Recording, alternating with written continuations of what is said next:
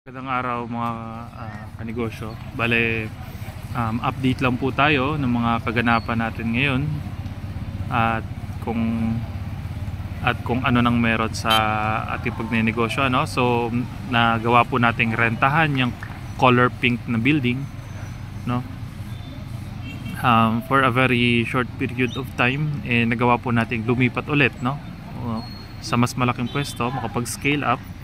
At ito na rin po yung ating isa sa mga naging best decision na aking nagawa, no, for the past few months. Kasi nga before, ang naging pagkukulang natin ay yung ating pwesto. Marami pong customer pero hindi natin makater lahat.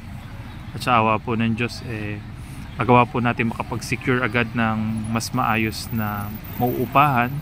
Kasi dito po sa bahay na to, ito po yung sentro ng commercial, kasi nga po ito po ay ang fish port, ano.